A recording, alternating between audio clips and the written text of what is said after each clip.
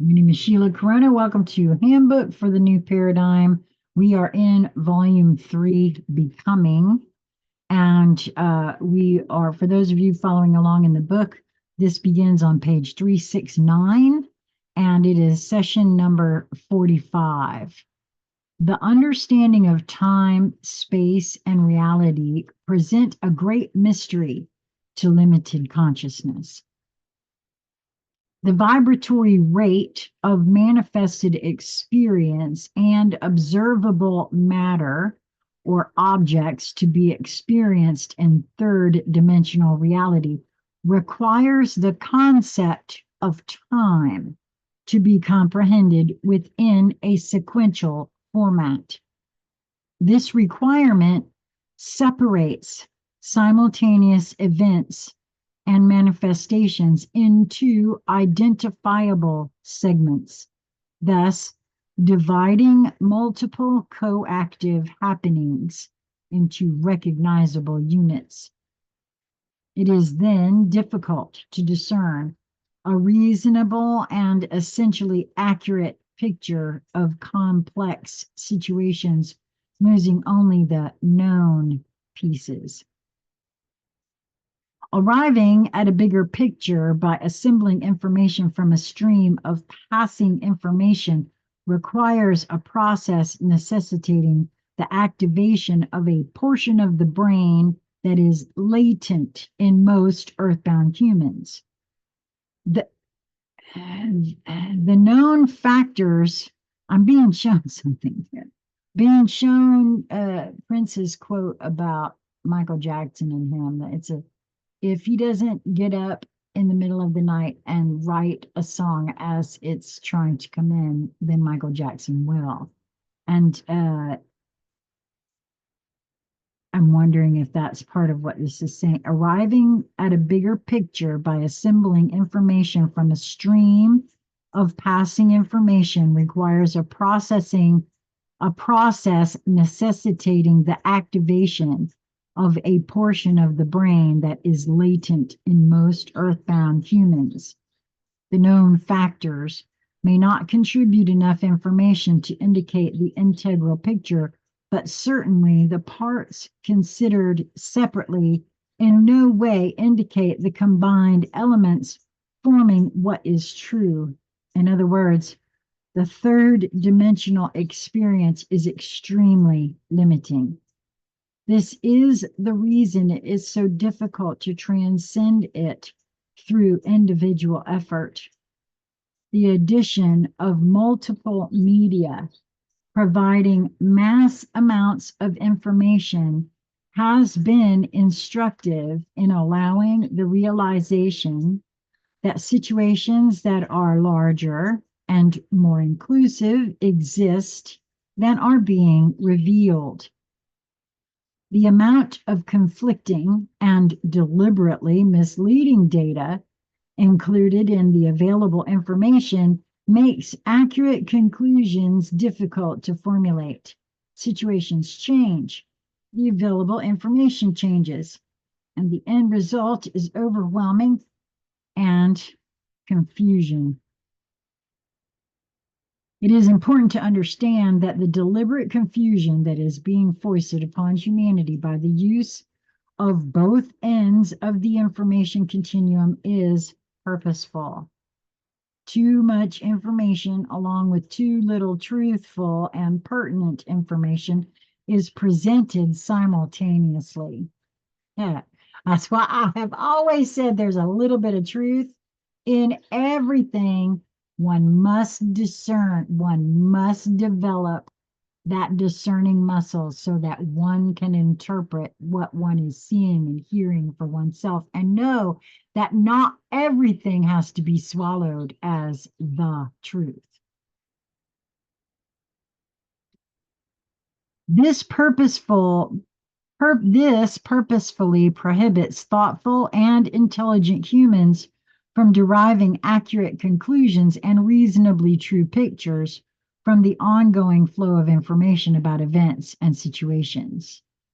The frustrating search for needed information leads concerned members of humanity either to acquiescence or continue to search futilely in order to intuit at least an indication of the true scenario that is going on around them. And that's where we are right now, isn't it? Everyone trying to figure out what is really true, what isn't. And right now, hey, your internal discernment better be on point, because with the cheap fakes, the deep fakes, the AI, and all that other stuff, you just don't know what you're dealing with.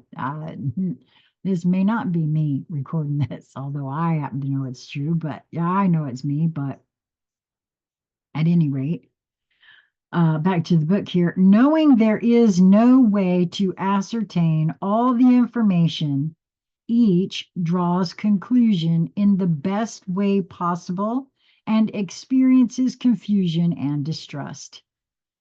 Is there a solution to this dilemma? Consider that it may be best to accept the situation as it appears.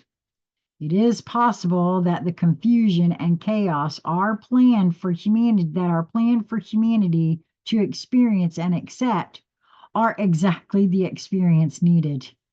And on some levels, I can see where that, it's like I see what's going on, but I've been seeing what's going on for a long time. It just has taken a little bit more for some others to be able to see it.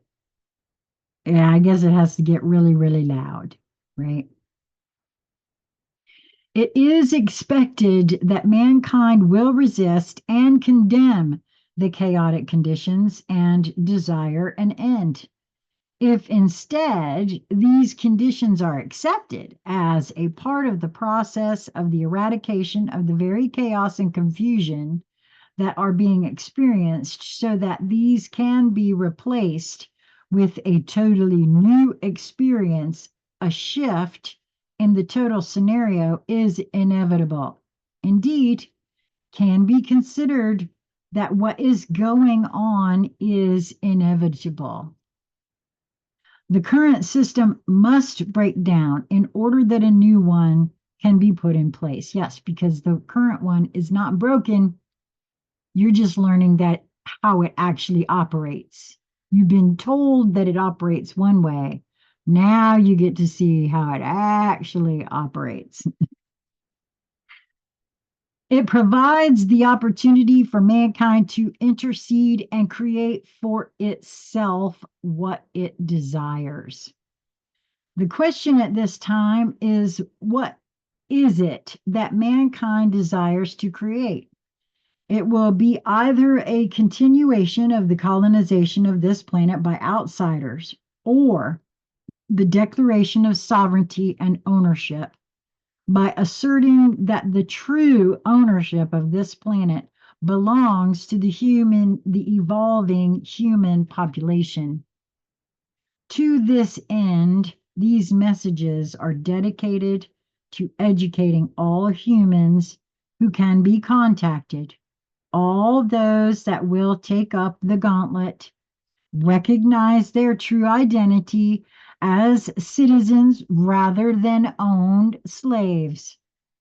These must dedicate their life focus to the purpose of declaring the freedom of the entire planet. The scope of thought must be toward recreating the whole. From this perspective, it can be seen that the push for a global identity serves this purpose well. Indeed, there are no accidents. The impetus of the desire for the quote, highest and best good for all concerned, end quote, can and will use all facets of existing experience for the greater good when it is released and allowed to do so through focused and encompassing purposeful intent. It requires mature and intelligent beings to thoughtfully consider an unprecedented plan of cooperation for a purpose of the highest possible intention for an entire civilization.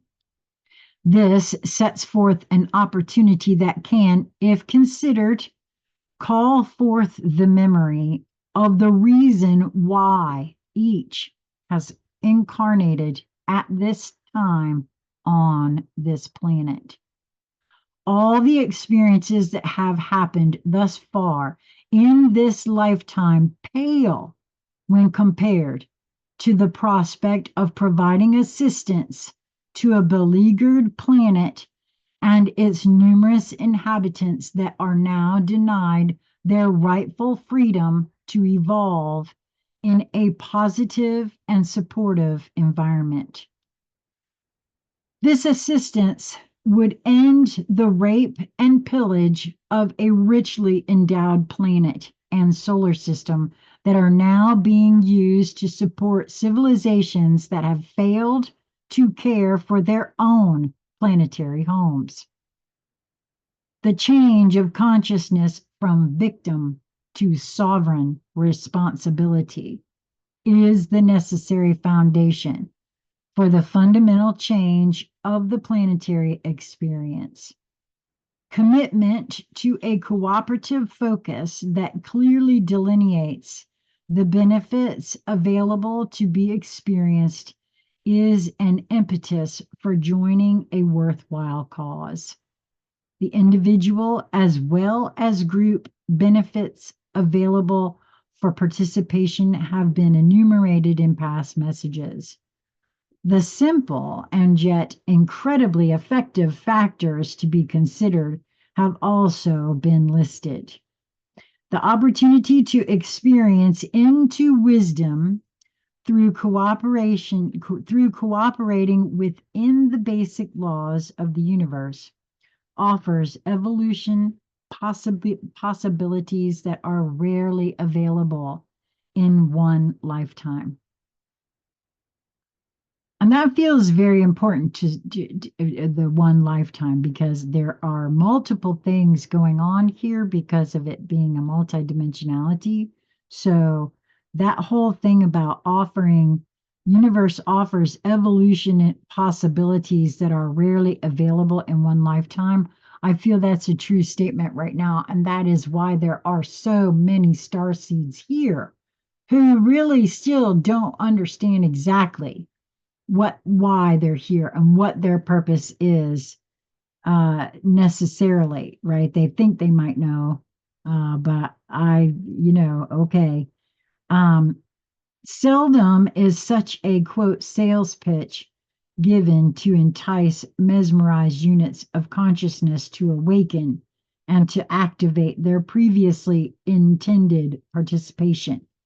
However, this is a well orchestrated and long standing situation that is finally ripe for transition into a different manifestation of human experience. Full participation is welcome indeed. Wow, that's the end of number 45. I'll be right back with number 46. And again, I can't unsee some of the things I've been shown over this past week. I haven't recorded anything this week. And how they're correlating in what I'm sharing here now. So, until we meet again, be well, my friends. And I'll be right back with the last one for today, number 46. Be well.